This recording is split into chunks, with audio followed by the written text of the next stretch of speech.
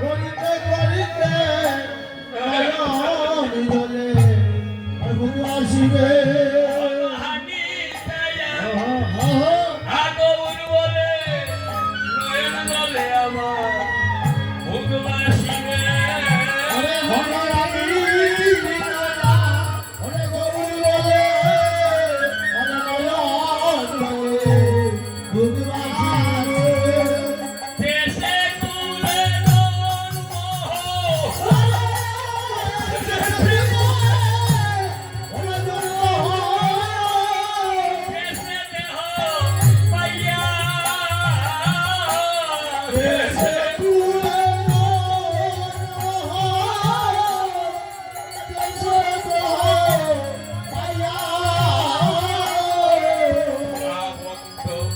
সঙ্গে পিড়ি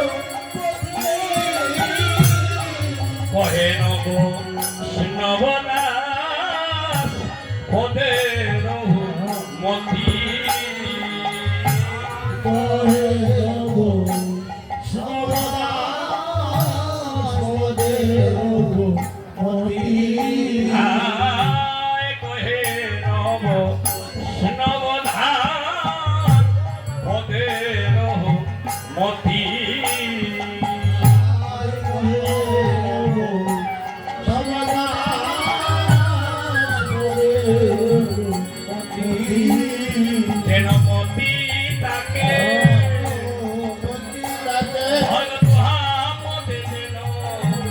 আমার মতি তাকে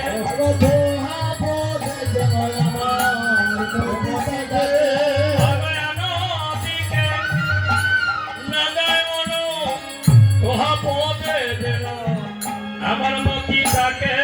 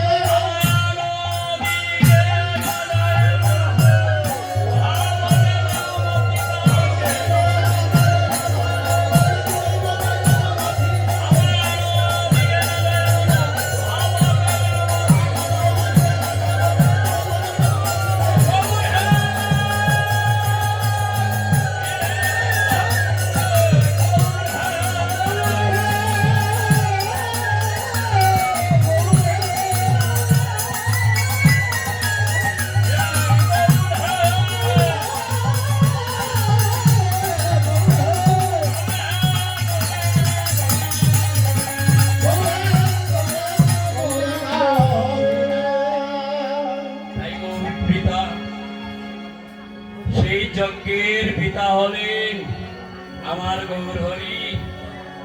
সেই গৌরকে জানতে হলে নিতাইকে স্মরণ করতে হবে। তাই নিতাই কৃপা না হলে গৌর কৃপা হবে না। মহাপ্রভু নিজে বলছেন আমাকে বললে আমাকে পাবে না, রাধা গোবিন্দ পাবে না। তাই নিতাইকে ভজনা করতে হবে। তাই নরোত্তম মহাশয় নিতাই ভজনের কথা উল্লেখ করে বলছেন নিতাই করুণা হলে বোঝে রাধা কৃষ্ণ, নিতাই করুণা হলে বোঝে রাধা কৃষ্ণ, নিতাই করুণা হলে বোঝে রাধা কৃষ্ণ, নিতাই করুণা হলে বোঝে রাধা কৃষ্ণ। নিতাই চরণ দুকানি রে, নিতাই চরণ দুকানি রে, নিতাই চরণ দুকানি রে, নিতাই চরণ দুকানি রে, কৃপা বিনে হয়, কৃপা বিনে হয়।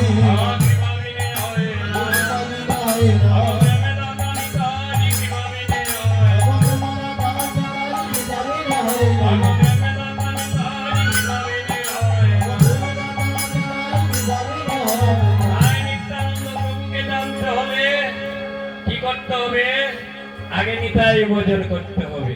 তাই নিতাই কৃপা হবে, এরপরে গৌরের কৃপা, এরপরে হবে রাধা গোবিন্দের কৃপা। এ হলো ভোজন মার্গের প্রথম সুপাঠ। তাই গৌরকে কি করে লাভ করা যায়? নিতাই ভোজনের মাধ্যমে। পদকর্তা জ্ঞানদাস একটি বোধে বলছে, কি বলছেন শুনুন। অজেতন গৌরাঙ্গ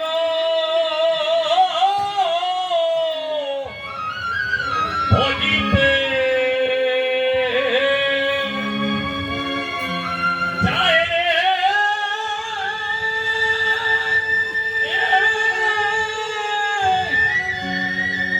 গৌরাঙ্গ ভজিতে যায়।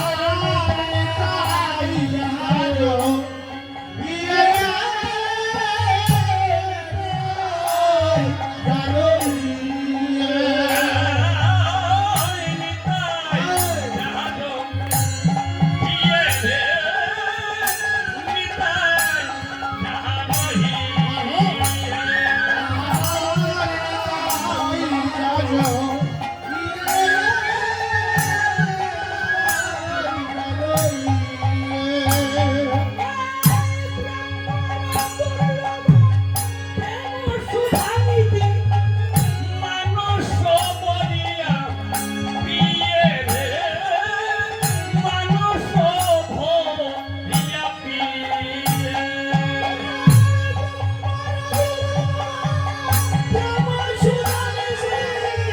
মানুষ হইয়া পিয়ে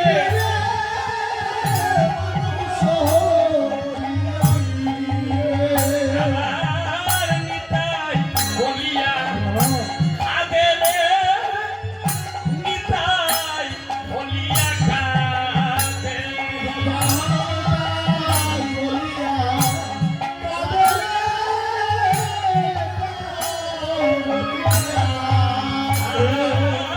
নয়ন বলে ভেসে ভেসে রে নিতাই বলিয়া কাঁদে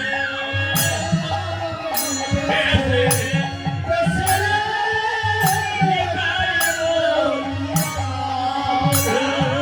নয়ন বলে ভেসে ভেসে রে নিতাই বলিয়া কাঁদে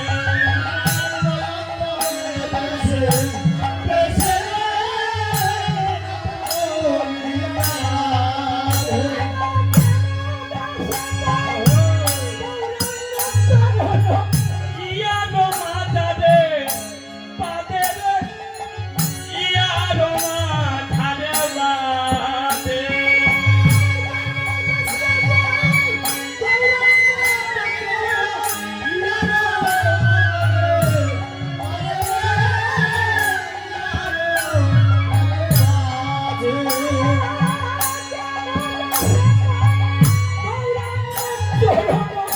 ইয়ানো মাতারে পাদেরে ইয়ানো মাথারে বাদে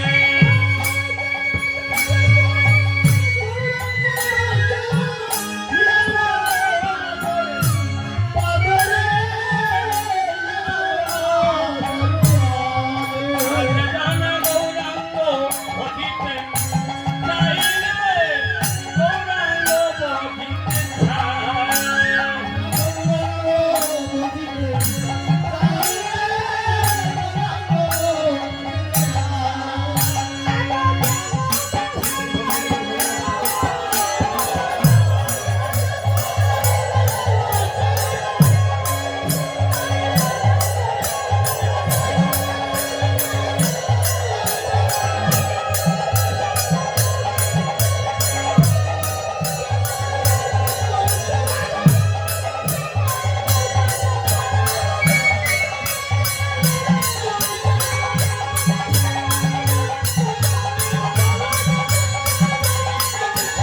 ইয়ানো মাতারে ইয়ানো মাতারে ইয়ানো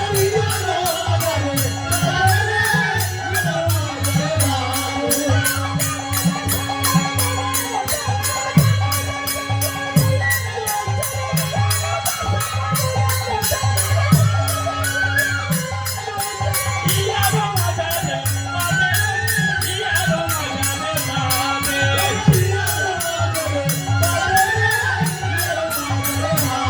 ওরে ইয়ানো মাতারে ইয়ানো মাতারে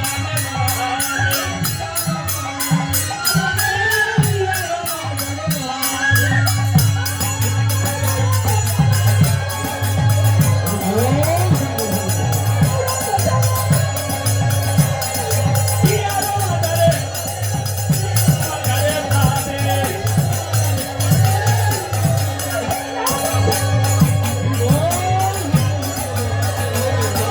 ইয়ানো মাতারে বাদে ইয়ানো মাতারে বাদে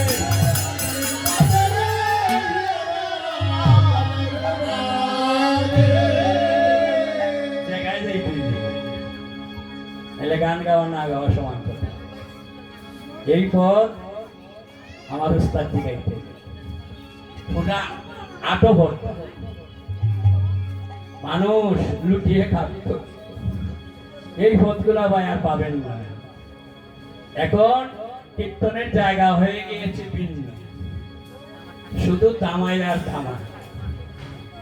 আমি যদি কমর নাচিয়ে দামাই দিতে পারি, বিকাশ বাবু শ্রেষ্ঠ কীর্তনী।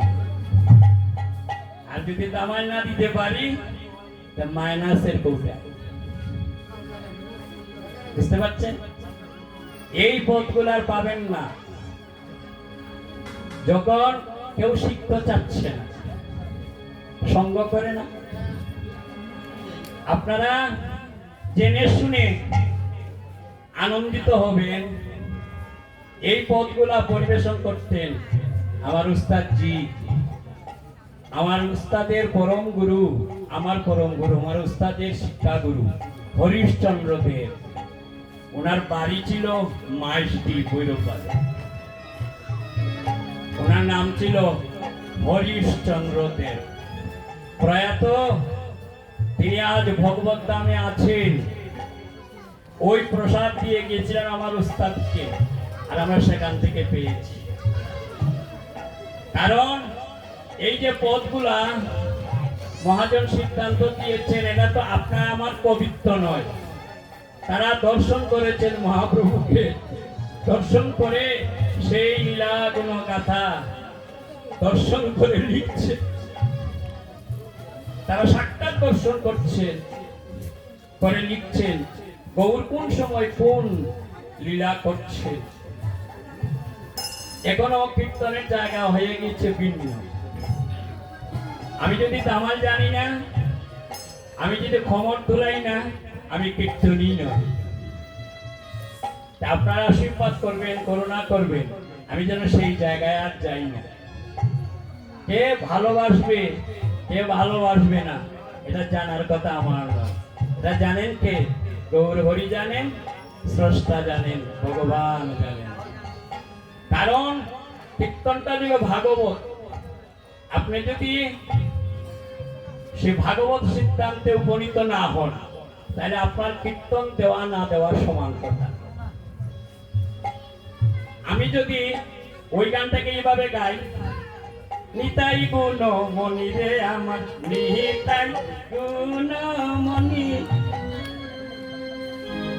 আমি কর্তা নিলাম, রাখবো বলো না দিদি, ও দিদি রাখবো বলো না। তখন আমার নৃত্যের সাথে সাথে মা বোন যারা যারা আছেন তারা উঠে গেলেন। কিন্তু এই পদ লুচন দাসের, লুচন দাস তো এইভাবে গান, লুচন দাস ডাক দিয়েছেন মন মনসাই রাগ, সিদ্ধান্ত দেওয়া সেই রাগের মধ্যে গেতে হবে। আমি যদি কবিতা আবৃত্তি করতে যে, আমি কবিতা আবৃত্তি করতে না জানি, কবিতা পড়লাম, আবৃত্তি করলাম, একজন বললো দাদা আপনার কবিতা আবৃত্তি তো হলো না। আমি যদি কবিতা আবৃত্তি না জানি, কবিতা আবৃত্তিতে ছন্দ যে লয়গুলো আছে, এই লয়ে তোমার যেতে হবে। আমি এই পথে গেলেন না। আমি কি করলাম? রস সৃষ্টি করার জন্য সবাই যাতে দাঁড়িয়ে হাততালি দিয়ে কীর্তন করে, সেইভাবে মগ্ন হলাম। প্রত্যেকটা বৈষ্ণব সাহিত্যের পথে রাগ দেওয়া আছে। এই রাগ, রাগে গেতে, রাগে যদি না যান আপনার ভোজনে আঘাত আছে। গৌরহরি নিজে বলছেন সনাতন গোস্বামীকে, আর শ্রীজীব গোস্বামীকে, রূপ গোস্বামীকে, যারা ভাগবতীয় কথা বলবে না, সেই কথাটি আমাকে শোনাচ্ছে। সেই কথার গ্রন্থ যদি কেউ পবিত্র করে, সেই গ্রন্থের কথা আমাকে শোনাবি, আমি সেই কথা শুনতে চাচ্ছি। সনাতন গোস্বামী গম্ভীরা লীলা মহাপ্রভু করছে, যদি গৌর না হতো কেমন হইতো, কেমন দড়ি টানতে। এটা গম্ভীরা লীলার পথ। যে লীলাগুলা স্মরণ করে আজকে আপনি আমি হরিনাম সংকীর্তনে ব্রত হয়েছি। গম্ভীরা লীলাতে মহাপ্রভু কীর্তন করছেন, যদি গৌর না হতো ভক্তরা কীর্তন করছে, কেমন হইতো, কেমন দড়ি টানতে। রাধার মহিমা প্রেম রস সীমা জগতে জানা তোকে।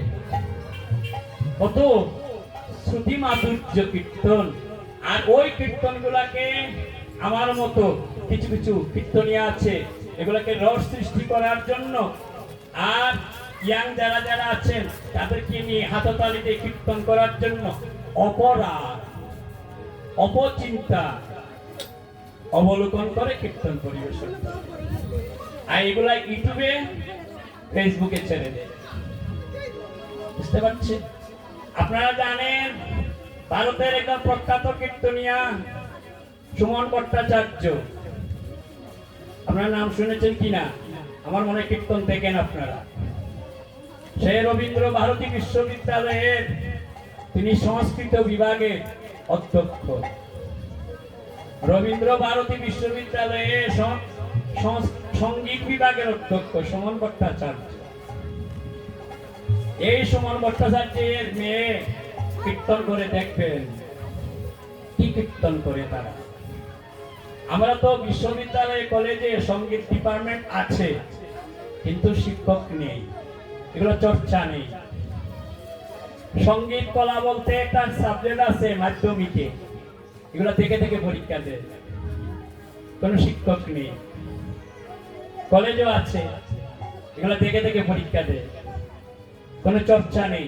কিন্তু তাদের দেশে আলাদা ডিপার্টমেন্ট, সঙ্গীত চর্চা আলাদা ডিপার্টমেন্ট। আপনার ছেলে মেয়ে কোন ডিপার্টমেন্টে যাবে তার ডিপার্টমেন্টই বলে দিবে। সে একটা মেয়ে এবার তার ছেলে লেখাপড়া করতে হলে কোন দিকে তার জ্ঞান বুদ্ধি যাচ্ছে সেটা পরিমার্জিত করে তার শিক্ষা। সে যদি ভালো আর্টিস্ট করতে জানে, তাকে আপনি আর্ট স্কুলে ভর্তি করে দেন। আপনার ছেলে ভালো বিতর্ক জানে, উপস্থিত বিতর্ক জানে, বিতর্কিতের ক্লাস আছে। আমাদের দেশে এগুলো নেই। আমরা কি করে এগুলো? কোনো চর্চা নেই। এই জন্য আমাদের দেশ সঙ্গীতের দিক থেকে পিছিয়ে আছে। যাই হোক, আমি আর সেই দিকে যাচ্ছি না। আমরা গৌরের কিছু গুণাগুণ ব্যক্ত করবো আজকে। আমার গৌরের গুণের সাথে যে কারো গুণের তুলনা হয় না, সেই গুণাগুণটা ব্যক্ত করে আমার পূর্ণার পদে আমরা এগোবো।